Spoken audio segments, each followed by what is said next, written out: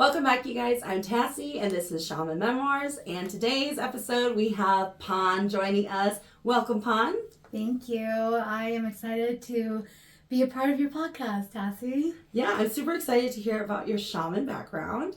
And before we get into that, though, I want to introduce to you TikTok's most sourest candy.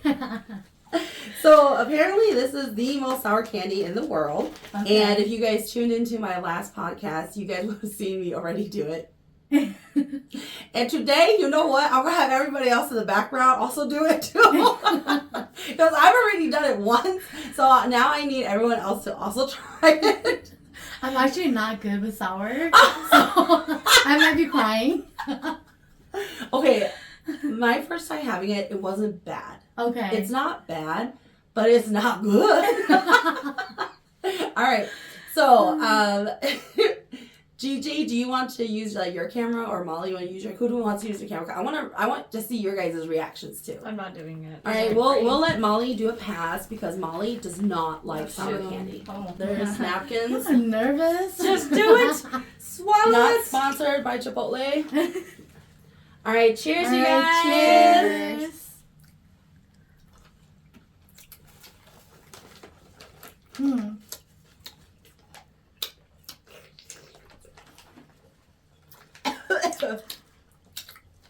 It's nasty. I like it. Oh, wow. That's an interesting taste. It's good. I like it. You like it? Mm-hmm. It's so nasty. Oh, my mouth is like dried. Oh, there's too much sugar in my teeth now. Oh, wow, that's interesting. Molly, you have to do it. It's still lingering even after I took it out. Okay.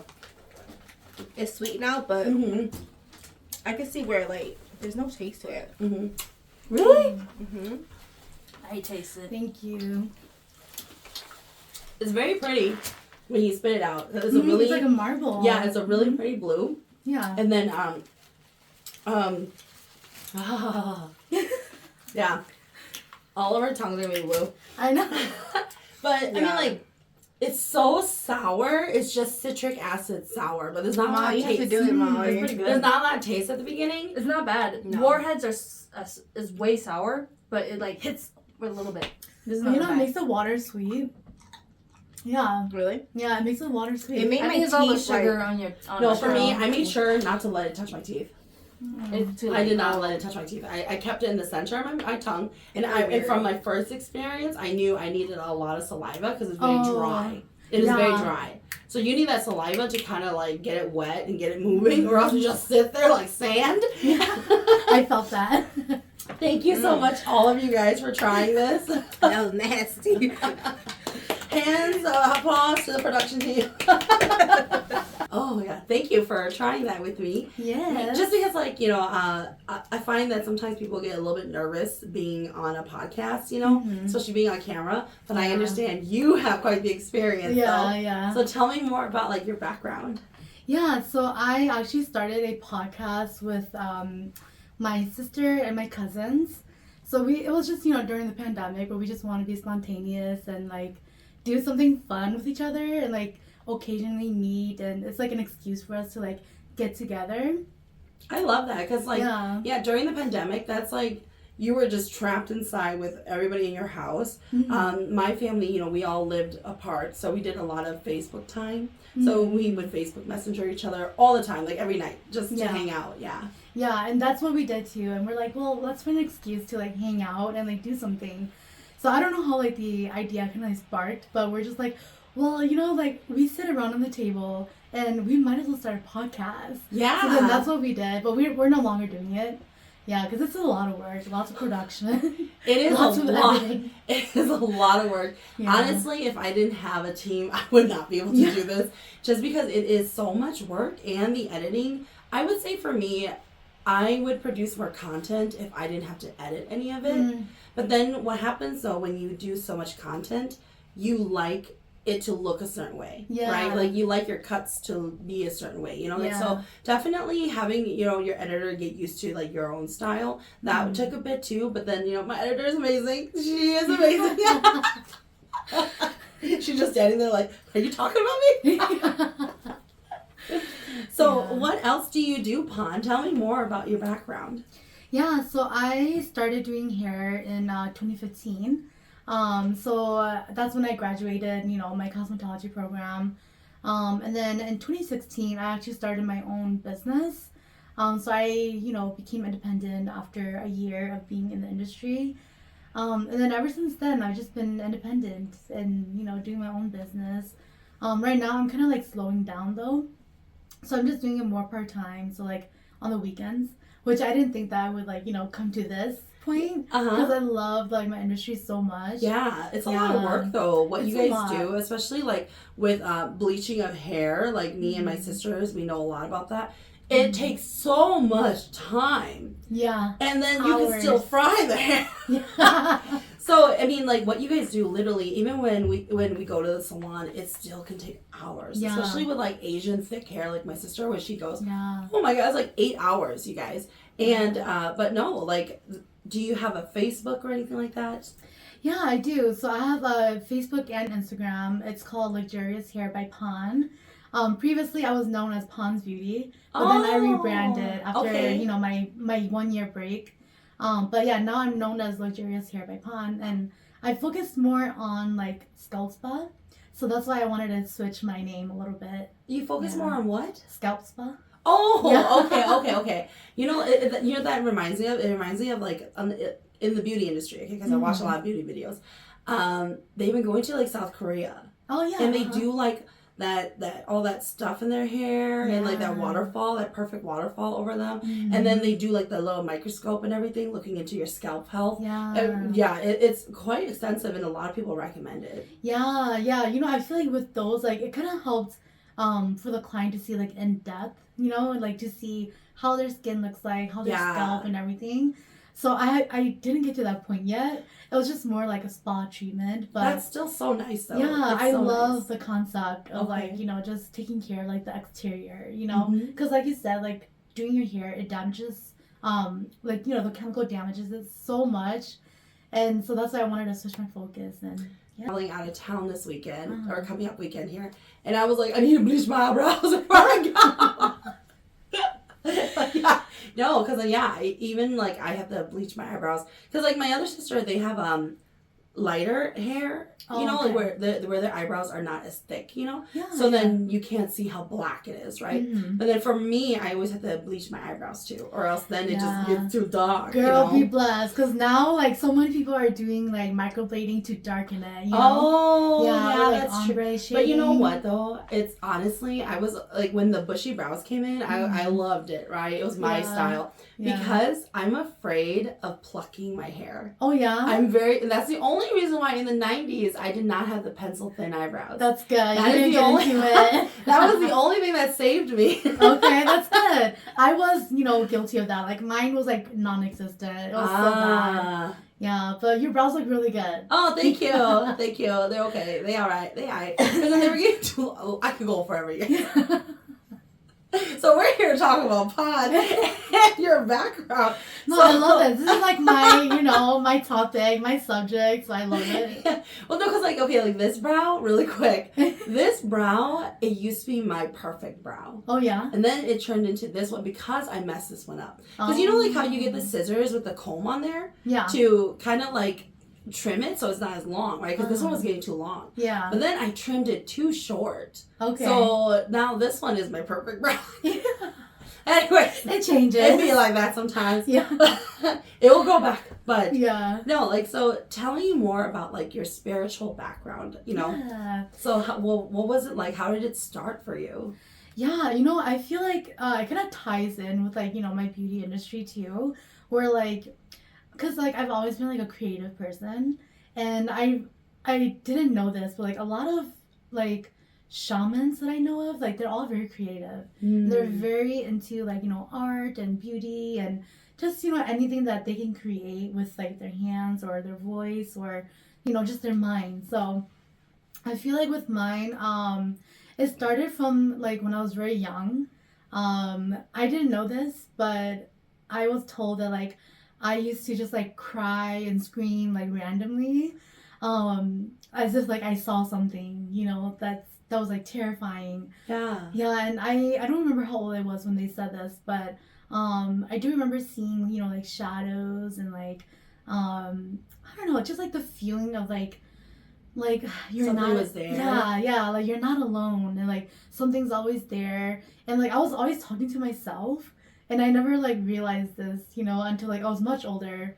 And then I got into my spirituality. I'm like, wow, like I was always alone in my room, like talking to myself, like, you know, and I didn't realize that, you know, it was because, you know, maybe I was talking to another spirit or whatever, you know. What made you talk to yourself? Do you remember at all why you were doing it? I think it was more of like, you know, just like loneliness. Oh, yeah, gotcha. like where you feel like you just don't belong. Yeah, and so like I feel like that all just kind of like, I don't know, made me like isolate myself. Okay. And then I went into like, you know, like a whole imagination where I'm like, oh, like I have like a, you know, imagination friend or whatever. Yeah. You know? Now, Yeah. correct me if I'm wrong. We are somehow related, correct? Yeah, we are. Okay, so tell me how we are related. So from what I know, so my mom's youngest brother, baby brother, I think. So he is your dad? My stepdad? Oh, your stepdad? Because Okay. I was like, I'm a Yang. Okay, yeah. I'm my Yang too. Oh, wait. Yeah, so my mom's a you're Chang. related? Oh, wait. So are you related from my Yang side or my Chang side? I think the Ching side, yeah. Okay. Yeah. Okay. Because I was like, but if you're a Yang, that means your uncle from your mom's brother could not be a Yang here. I mean, they could be. They could have been, I don't know. No, but yeah, so he is my mom's youngest brother. Okay, Yeah. because you look familiar. When we were younger, you guys, and this kind of goes hand in hand with the stories of how I was a bad kid. This is proof how bad I was. Okay, so I remember after my mom and dad split, a few years later, my mom married our first stepfather, and he was a Chang, and then that's when my other three sisters came to be. So you guys have met GJ and Molly, so then they're Changs. And we didn't really know your guys' family, or, okay, when I say that, it's only because, you know, it's just the Changs, okay? Yeah. We did not know you guys until we moved to Minnesota. Oh. So GJ and them, they were born in La Crosse, Wisconsin with us. Okay. And probably about 2 years later, after GJ was born, then we moved to Minnesota. And when we moved to Minnesota, my mom owned a duplex by the state trail. And I remember, I think it was your grandma on your mom's side. Mm-hmm. And her sons lived there. But I remember there was a girl named UT. Oh my God, yeah. Okay. That's the only kid I remember. That is because there was just so many. Because like we didn't grow up with a lot of relatives around us. Okay. So when we met our extra side, our step side, right? Yeah. There was just too many of you guys. We were not going to remember anybody. I remember there was a guy named Sang. I think that's one of the uncles. Yeah. Oh, okay, never mind. I was totally off. Okay, so how are you? So is UT like your cousin, your sister? Yeah, so UT is my first cousin. So her mom and my mom are sisters. Okay, yeah, because I remember UT, and if my memory serves me correctly, she had like light brown hair, right? Yeah. Okay. She was a wild child. Oh yeah. I remember UT cried a lot. Yes. UT was much younger than we were though. Yeah, so she's a year younger than I am. Yeah. How old are you? I'm 31 now. Oh yeah. Okay, that totally makes sense because like so if you're 31, right? Mm-hmm. So that I'm 38.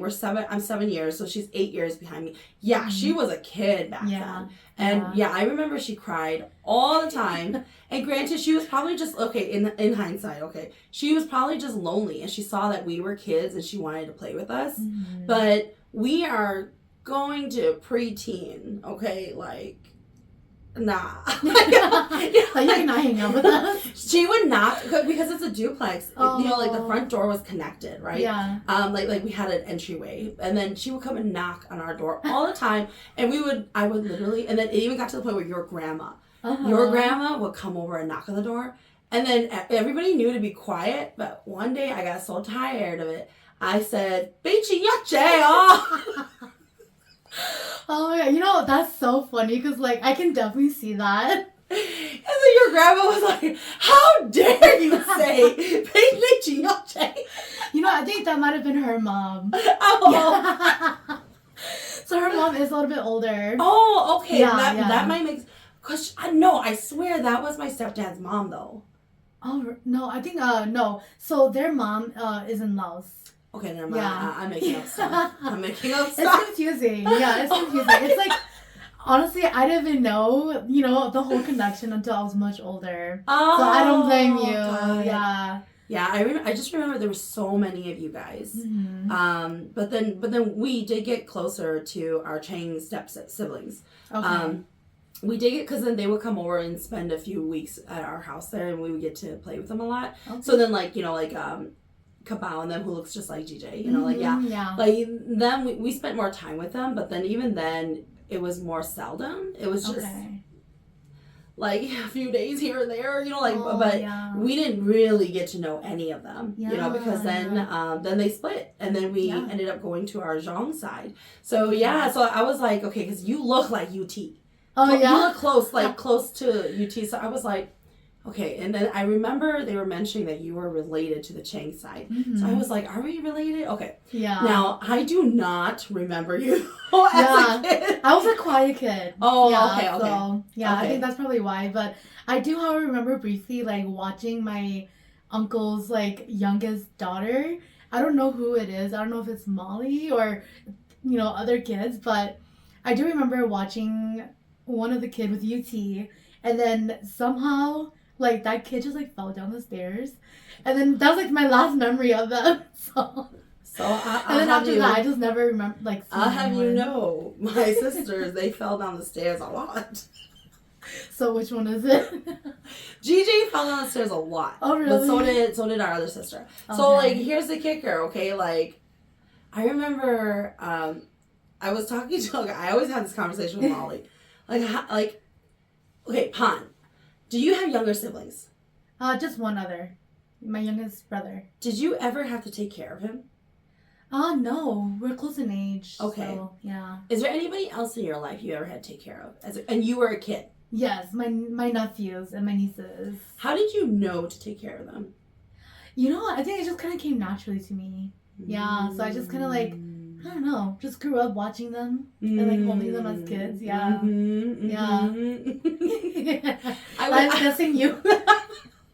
No, because, like, literally, I remember, okay, everybody thought I was going to have a meltdown that my mom was pregnant. Oh, yeah. But I couldn't wait till she got pregnant. Because I hated being the youngest. Okay. I was the youngest Yang kid forever. For, like, 8 years. I hated it. Because I never got to go to the movies. I never got to go to church camp because I was too young. Every other word was, no, you're too young. You had to stay home, you know? So then the moment my mom got pregnant, I was like, oh, it's my turn. You know, like that. I was like, oh my God, I get to be that terror older sister, right?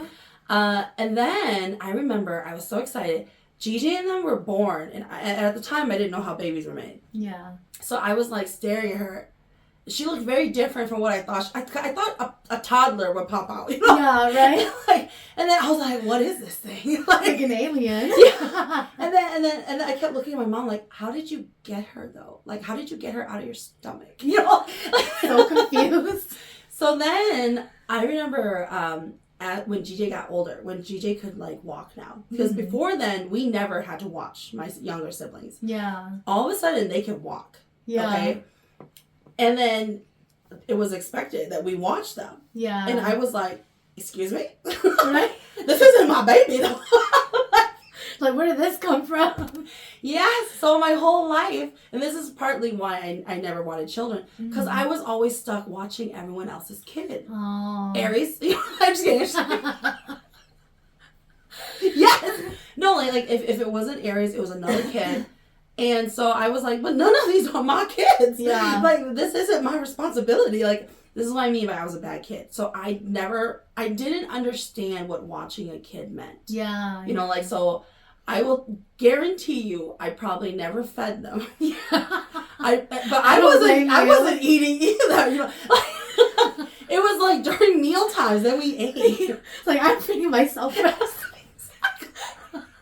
Because like my brother used to make ramen for me, you know, and then like when I'm thirsty, I just drink water and I run out again. Yeah, you know, I was like, I guarantee you, I'm not giving them water.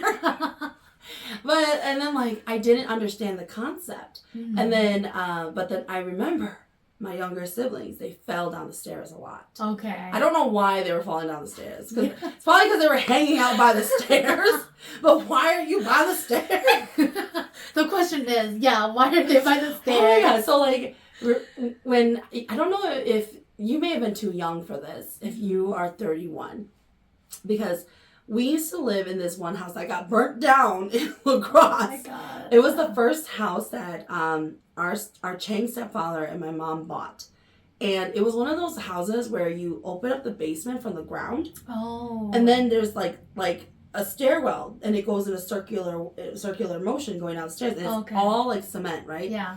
But anyway, so the couch is there, and the basement door was open, propped up against the couch. And I'm sitting on the couch, and GJ's being all cute and smiling. And I'm like playing with her, you know, and our stepfather was downstairs in the basement. And then GJ's walking towards me, towards the couch, and I forgot the basement door was open. Oh my And gosh. like GJ is looking at me, and then all of a sudden GJ disappears. She just fell down. And I mean, obviously she survived. Thankfully. Thankfully. The background, if only you guys could see everyone in the background.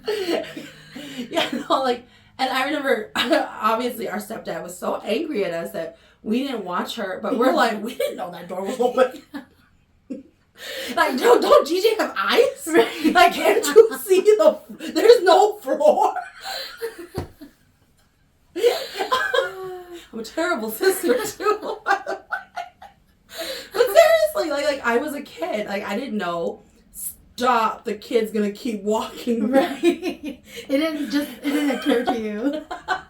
All right. So going back to your family, did they ever? Was it your family who sensed that you had shaman symptoms, or was this you? So it was me. So I started out, just being very curious. And just, really just like wondering like what goes on like the shaman world, what they see, and kind of like how they feel when they're like in trance and all that stuff. And just kind of like going back to like my Chang side. So my lineage comes back from, their line. So most of my mom's brothers are shamans. And my grandpa was a shaman, and my mom's a shaman. And so I kind of figured it was going to get passed down to me eventually. I lost my train of thought. No, that's fine. So then, like, so as a child, you were around shamanism and yes. doing ceremonies and everything like that. Yeah, Were you close to your Yang side at all? Yeah, so we're more close to our Yang side because the Chang side, there's not that many of them here. Yeah, so I only know one other family, other than my uncle, which is your stepdad. So they're the only ones I know, other than my mom's, siblings all the way in Laos. Oh. Yeah. So I'm more. Did they move there? In Laos? Yeah. Did they move to Laos? Oh, they've always been in Laos. Never mind then. Yeah. Because there used to be a lot of them here.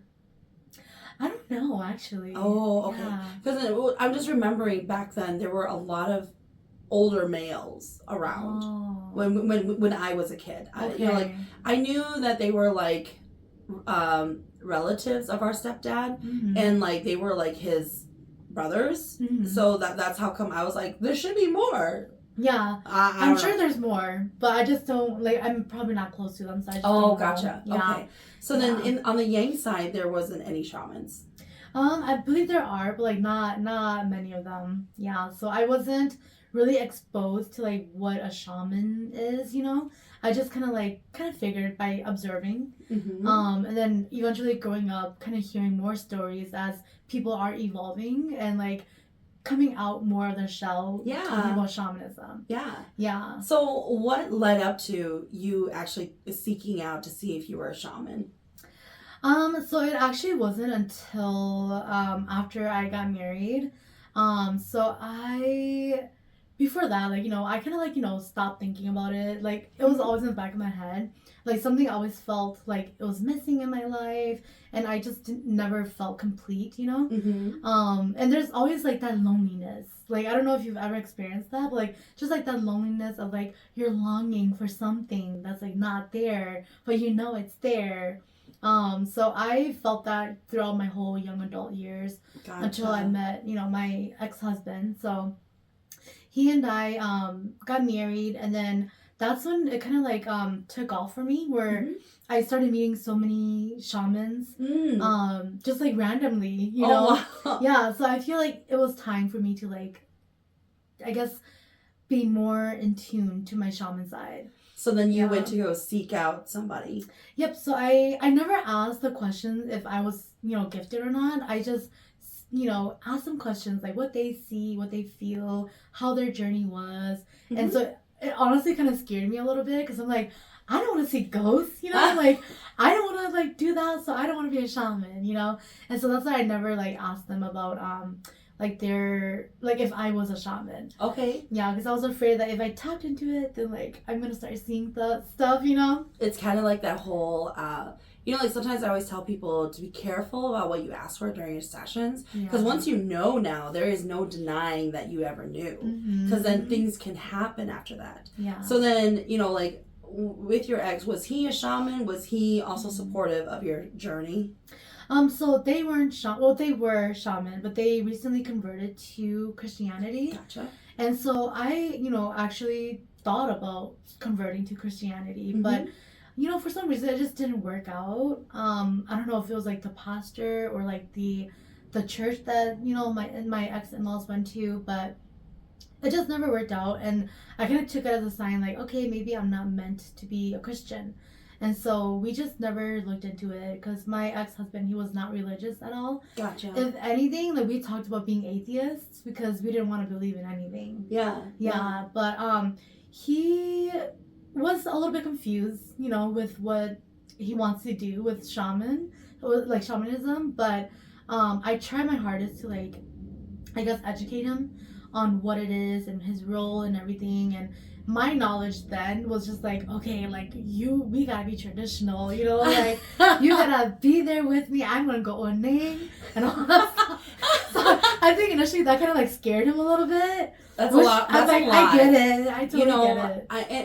I totally agree with you. A lot of people, they have a preconceived notion of the expectation of their role when a partner is going to go into shamanism, and then they start to think of all the bad that comes with it, and they're not prepared. Yeah. It seems like you're putting on this hat that you have no idea how to put on. And so I totally get where some couples will shy away from this because they don't know how it's going to look like in their life, or if they can even go through with it. So were you with your partner when you were going to start your shaman journey? I was. Okay. So we were still together. There was a lot of things that happened. And I do feel like with my gift, I feel like, it also did affect like the way that we communicate, and it affected my mental health so much. Yeah, to the point where I'm like, I thought I was going crazy. Yeah, and I wasn't the best person to him, because I feel like I just wasn't balanced. And my emotional roller coaster was off the roof. Like, it was so bad, to the point where I'm like, wow, like, why am I acting like this? Like, I don't feel this way, but why am I acting out, you know? And so the problem just like, arise, and eventually, like, something happened and I got sick, and then I was supposed to meet with like another friend who I wanted to reconnect with, and so I had to put that on pause, because like I got sick, and I didn't know why I got sick, but then afterwards I kind of put 2 and 2 together, like, oh, like I was mourning. Gotcha. Yeah, because like I found that like a lot of people, they struggle, especially with the new age shamans. A lot of people struggle with the morning term. Mm-hmm. They're looking for what our elders had, where you're going to die if you don't do it, right? Yeah. And so they really struggle in correlating with the new age shaman how your illness can change now. You know, like, now don't get me wrong, there are people who in the new age where they do have actual physical ailments, you know. But then now there's also a lot of mental aspects. And I feel like in relationships, when you are not prepared on how you are processing things or how your partner's processing things, it will put you through the ringer as a couple, and one of you is meant to rise, and probably pretty soon, or it's already been past, it just gets worse. The more you don't deal with it head on and really just try to understand where each other's coming from, it just gets worse. Oh yeah, it really does. Yeah. And like we didn't know how to fix it, you know, like eventually, you know, I tried to like, you know, make him understand like where, you know, my spirituality came from, and you know, just understanding his role, you know, and how it'll make it work. But you know, if you yourself don't even understand it, like you can't expect your spouse to fully understand. Yeah. And I have a lot of clients who come in where they do struggle with their mental health and how to connect with their partners. You know, they're trying to look for a solution of how do I save this marriage, because the way it's going, it's not going well, but they still, you know, they still don't want to leave each other, but they also know that it's literally tearing them apart. So I feel like a lot of times once you come to peace with your situation and you have open and honest conversations with each other, but the hard part is being able to understand. It's not about accepting their feeling or what they're going through, but it's understanding that these are the things that they need, and this is what they're going through. This is what scares them. This is what they cannot accept either. You know, and then is there a middle ground? After all that legwork, is there a middle ground? Because then I feel like when you just kind of let it, like you try to ignore it, right? It eats away at you. Your spirit guides are not going to let you go just because you stop talking about it. They're going to make it so bad for you. They're going to start snitching to you about them. And then, oh my God, seriously. And then you'll start to have all these dreams, and like every little thing will start to agitate you about that person to the point you can't even look at them anymore. And it really stems from your spirit guides. And it's so hard because when you are beginning as a shaman, your emotions are everywhere. I remember to the point of getting me ready for my first shrine, it was so bad. It was like, one moment I'm totally fine. You know, like I already know, like in like 3 weeks, my teacher's coming to raise me. And then the next hour, you know, like it's literally bad. Yeah, no, I believe that. Like, so when I was seeking a sifu, like it all just happened so like naturally. Like I wasn't even like searching. She just kind of like came to me. Oh wow. Yeah. So, tell me more, because everybody has different. Okay, everybody that I've met, they all have different ideas of how a teacher comes to them. Yeah. Some people say they dream of it. Some people say they just show up at your door. Oh. Okay, like none of those things happen to me though. Yeah. So did yours just show up at your door? No, I wish. I kind of had to search for it, but not really. So my friend that I met with, where she kind of helped me, like, I guess, like, confirm that I have spiritual gifts or, like, healing gifts. So her mom is a master shaman. So she has students in her, I guess, her lineage. And so I went to go seek help from her mom just to kind of help me with my marriage, you know, because we're going through so many, like, marital issues where I'm like, I need spiritual help, you know, where I'm like, okay, like, are we meant to be? Like, can we work this through? And so she's like, you know what? Like, I think it's time for you to rise. Like, you should look for your sifu. And so I'm like, yeah, like, you know, I think I feel that too. Like, I do want to rise, and if it will help stable me, because I felt like the whole time I was the issue, you know? And so I'm like, if I can stable myself, I can save our marriage, you know? Because I feel like every issue stemmed from me because I was unbalanced. And so she actually connected me with my my previous sifu. So she's no longer my sifu.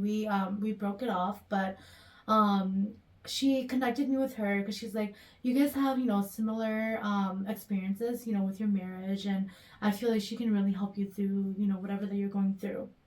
And so I met with her, and she told me, like, you know, at first I didn't really feel a connection, but then she told me, she was like, you know, wait 3 days or maybe even a week, and if you have any confirmation that I'm your sifu, like, you know, definitely let me know and you can be my student. Otherwise, you know, feel free to search other shamans. And so I took that advice, and I met up with her, or not with her, but with one of my cousins, sifu, in Eau Claire. I'm like, okay, well, I'm gonna search and see if there's another one that like matches me. So before I went to go see the one in Eau Claire, I actually had a really bad dream.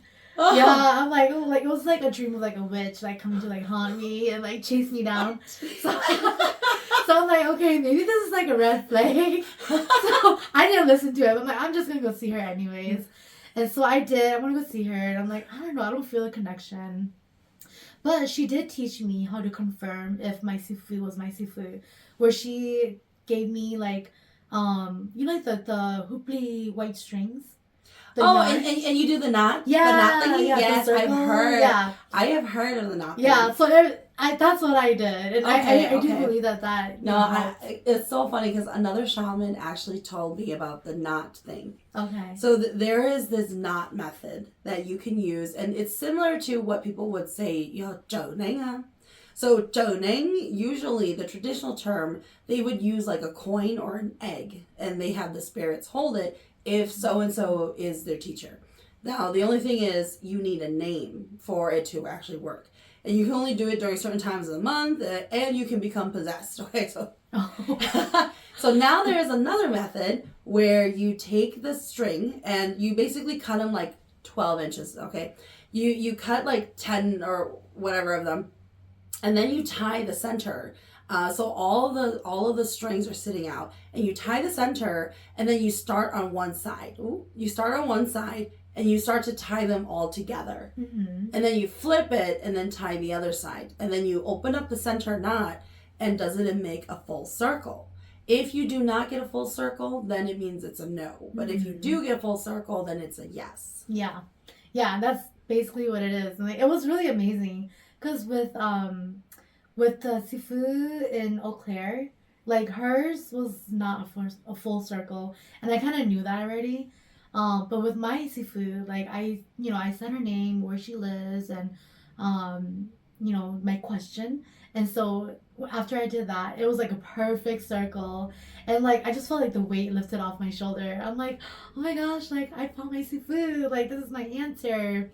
So that's how I found her, and she did help me through, you know, like a lot of my mental stress, I guess, like, you know, baggage that I was carrying. Yeah. And she just they can helped put you validate through the it. ringer. Yeah. And she really like helped me understand, like, okay, you know, you gotta put aside like the traditional like mindset that you have of what modern shaman is, or like the old shaman is, because now it's like a modern, like more modern, and maybe you're not following like the old traditional route. I'm like, oh, okay, yeah, you're right. Like I didn't think of that. Like I just told my ex-husband, like, oh, like this is how it's gonna be, like, so you have to be on your A game.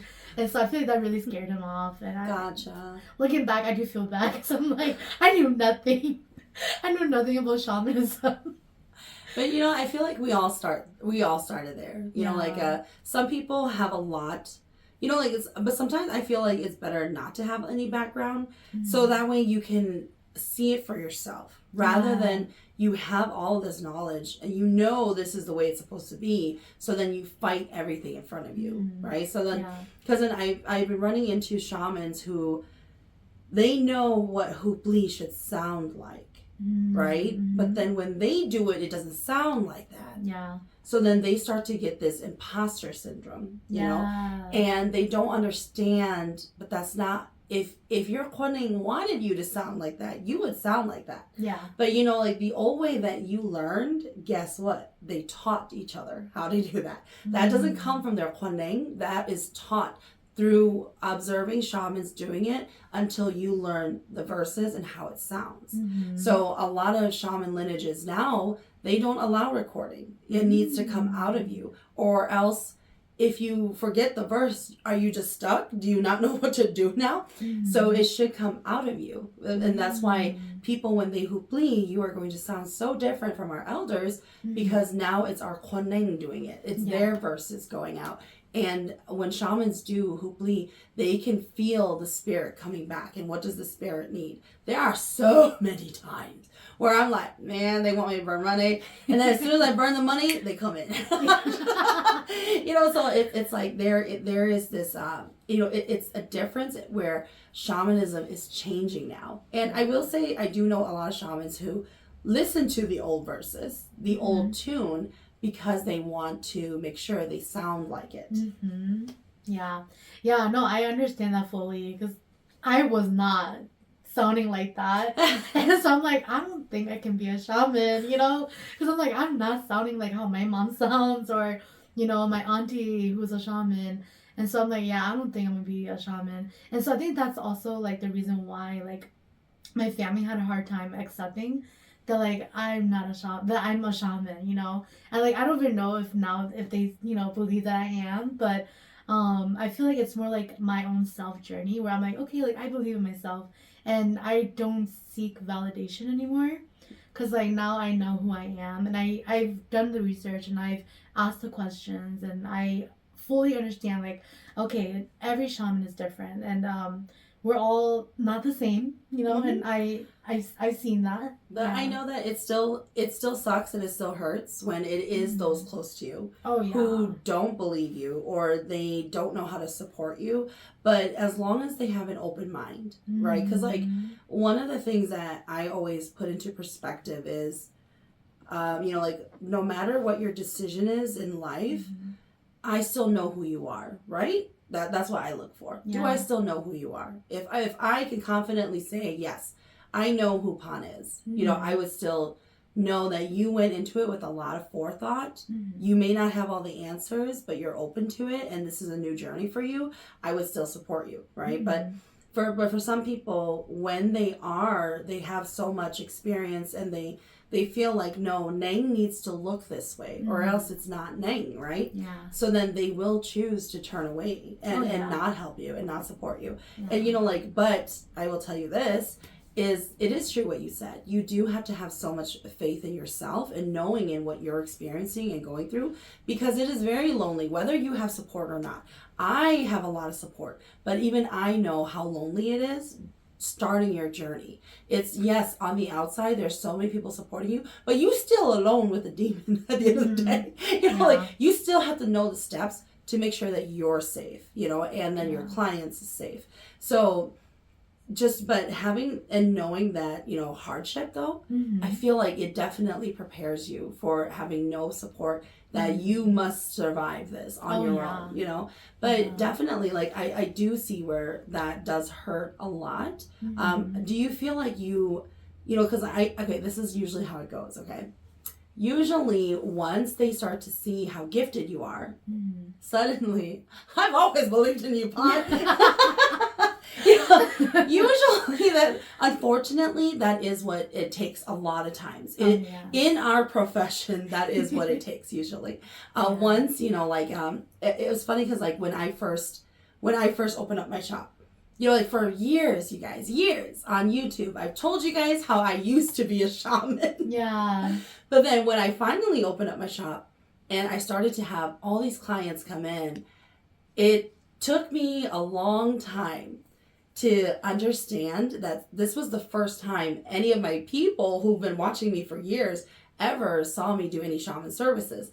And then they were like, oh, she is a shaman. We kind of forgot throughout the way. We just know you as, like, the scary stories. Yes. I just tell ghost stories. That's how. Yeah. That's actually how Shaman Memoirs came to be. Mm. I was just telling ghost stories, and then people, they understood. Oh, but she doesn't practice anymore, But then when I finally did open up my doors, and people would come in and they would hear me hungo, and they would see into all this stuff about them, and then they're like, "Oh yeah, she's a shaman." No, I want to say, I was watching one of your videos about shamans, and it actually made me validate, oh my gosh, I think I am a shaman, So thanks to you, just watching your videos, because I feel like during that time there wasn't really many resources about shamanism, and so I think you were one of the first ones where I was able to go research and kind of understand what goes on within the shaman world, and your experiences helped me understand too. And so thanks to you, for sharing your stories. Honestly, when I started Shaman Memoirs, it was just gonna be ghostly stories, because then I saw ghosts, and then so many comments came through that they didn't know anything about shamanism. And I'll tell you this, with my teachings when I first rose, it was always hush hush. They always said, don't talk about it to people. If people ask you, say you don't know nothing. But in reality, there's so much about shamanism that you can talk about, It's not secretive. Dude, I had this nightmare, or I saw a ghost trying to help me in the bathroom. No, thank you. There is so much that you can talk about, but and I feel like people need that support too. I don't claim to know everything either, for sure. But it's better that we have these conversations, and other people can see how many people are struggling the same way. Yeah.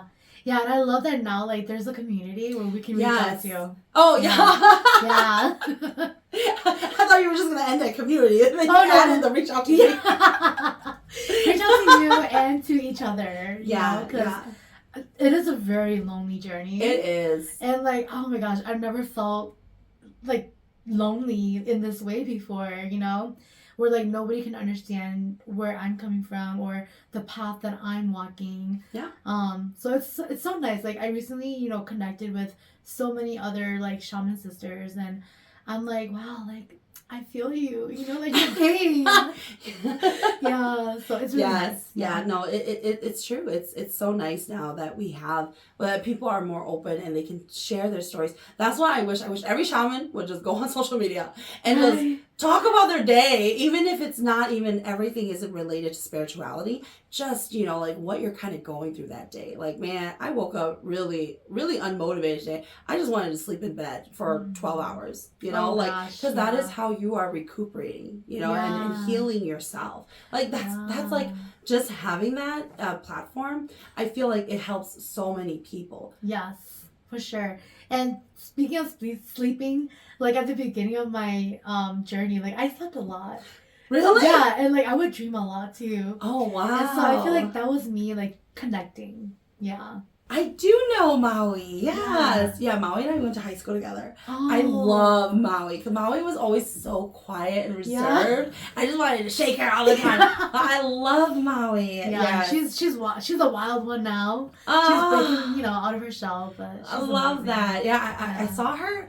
Aries was doing some kind of event for her at Brow Bar. And then I saw Maui there. Yeah. Yeah, no, I love Maui from high school. Yes. Yeah, I know. Yes. I remember when we got older, because she used to be such a good girl. Mm-hmm. Always go home. All of a sudden, she'd be Miss Polite. And then she got married. I know. This is what Polite leads you to, marriage, man. Don't do it, y'all. For real. It really does.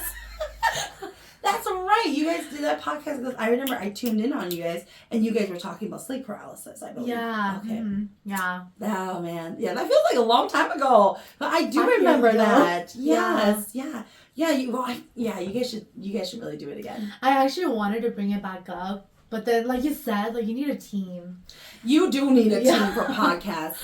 Okay, we're filming and we got people on my team just walking around like a ghost.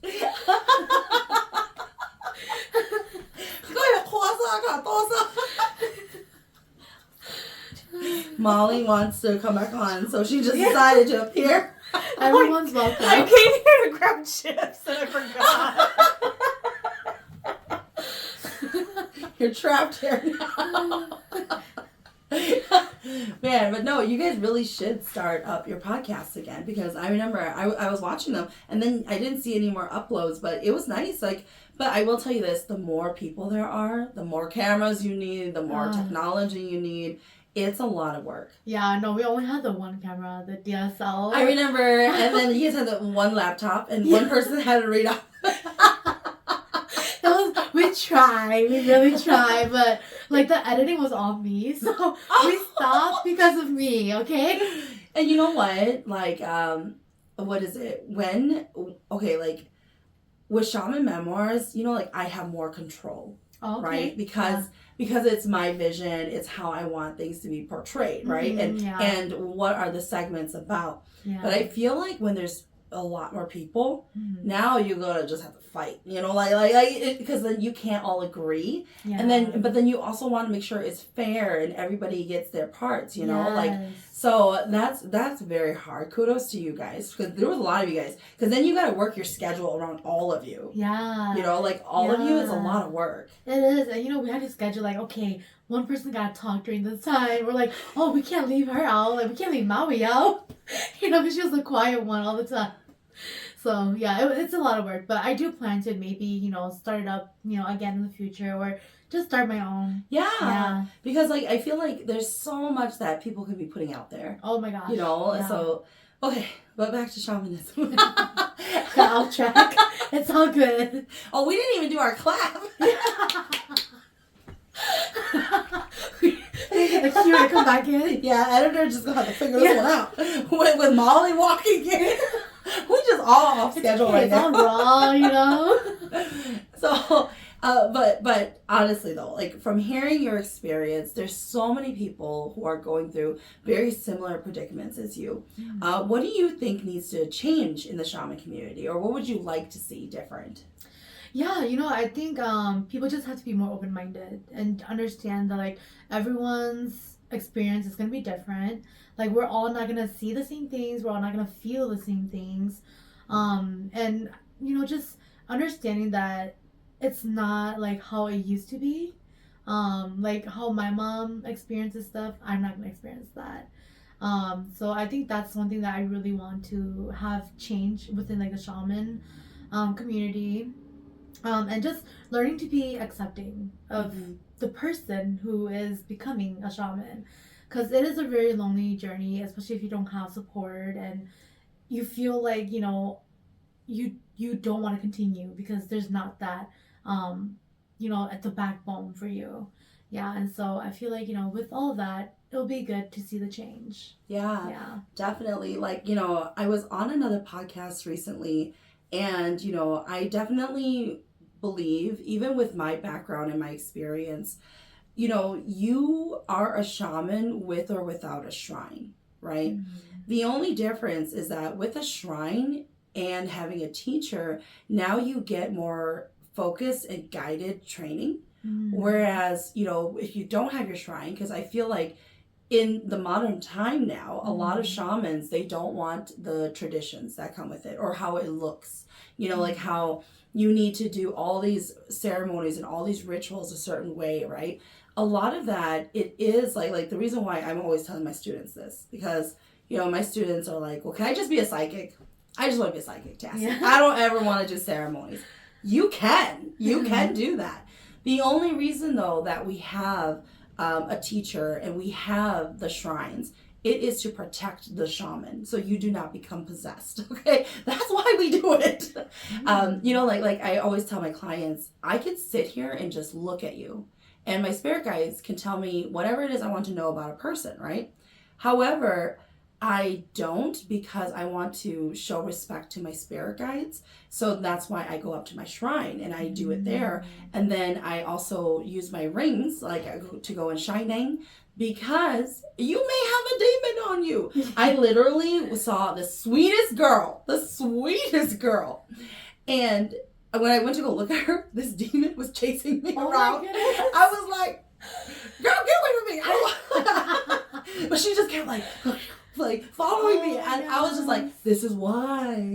This is why, you know, like I go with my junings because, you know, literally those tools are designed to protect me, you know, and so, but she was so sweet too, you know. But, you know, like, but it is true, like with shamanism changing, what's going to end up happening, this is truly what I believe, because I believe in evolution, okay? I believe that eventually shamanism is going to change where a lot of our traditions that we still did or do right now, it's not going to be there anymore. And instead, it is going to be more psychic work and witchcraft, you right? So that is the road that I feel like we are headed towards, because we are becoming so modern where a lot of our traditions and the things that we did, it won't be needed in the far future. You know, like your children's children, they're probably not going to still do it where they're going to jump on a bench. Some might. Okay, I'm not saying it's going to go away completely, but a lot more, especially with the new age Ningxia, with like, you know, they're starting to work with like angels and everything like that. This is going to be very different. And I've met shamans who don't have zizheng zizong, which come from your dakwa, which your ancestors. So they do more angel work and light work right now. So it is starting to change. And this is like back then with our elders, we would have, you know, the Neng who jump on the bench, and then we have Neng Shao who were solely psychics, and they didn't do full rituals and ceremonies the way those who jump on benches do. And you know, like I'm a jumper, okay? So I'm saying all this, but I'm a jumper. But I can see how it is going to eventually evolve and change a lot. And, you know, we're getting more into the Reiki realm and doing a lot more energy work, even virtual, you guys. Like virtual ceremonies, you know. So a lot of this, it is changing for us in our very own community. So unless we keep up with a lot of our traditions, but here's the kicker, right? You need that shaman who has those spirit guides. Okay, they have to come too, okay? It's not just, we can force it to happen still. Those spirit guides have to come with that shaman. So that's how I feel like it's going to eventually evolve and really change. Yeah, that's something that I learned recently too. That like everyone has spirit guides, but not everyone has shaman. Spirit guides. Not everyone is destined to be a shaman. That's all. Yeah, and I recently, so I'm in like a mentorship where I'm learning energy work. And so I recently learned, you know, about virtual energy healing. And I thought that was really interesting. I'm like, wow, like this is so convenient. Like I don't have to go travel like 10,000 miles to go see, you know, my clients. So I thought that was really cool. And like, you know, there's a lot of like evolution and within, you know, the shaman community. So I thought that was really cool. Because like, you know, when we were kids, we never heard of shamans who spoke English. You know, like we never heard of people who were not Hmong and they were shamans. But we didn't know because our world was so small in the early 90s. You know, like there are so many cultures that have shamans, you know, and so it's definitely evolving. But I know that for some reason though, I just know Hmong shamanism and Korean shamanism is so closely tied to each other. And I actually had somebody comment that I should have a mudang on my show, and I actually follow one. She's so freaking cute. Okay, I absolutely love it. Okay, I love her clothes and everything like that. But from what I know about them though, you know, like how nowadays we have shamans who wear different colored caps, including like green and blue. Koreans do that. They could, and when they put on the different caps and hold up different flags, they are working with a specific god. That's why. That's so cool. I was like, just like Hmong shamans. That's really cool. So if anybody knows of a Korean shaman who would like to come on, I would love to have you come on. I would love to learn about that too, you know. 'Cause I'm not so familiar with like other cultures like shamans and like how they practice. Because you know my world was so small too. But now like I did learn that like a lot of like Germans, they have like shamans, I'm like, wow, like that's really cool. Yeah. Like There are so many, yeah, especially the Nordics and everything like that. There's so many people who have shamans, you know. Yeah. It's not just Hmong people Yeah. who have shamans, you know. And I used to think just Hmong people had shamans. And then eventually, like, I learned about Indian or like Native American. Yeah, Native Americans. Mhm. And yeah, like they're very like closely tied to us somehow too. So yeah. Yeah, definitely. But thank you so much, Pahn, for coming on and sharing your experience and your stories. It is not easy out here. Oh gosh, yeah. It's gonna get harder. I feel like it's gonna get harder, but I feel like the more we understand, like the more the more we help each other, and it just it's nice to have a support. Definitely. Yeah. Well, thank you so much, Pahn. Yeah. Until next time, you guys.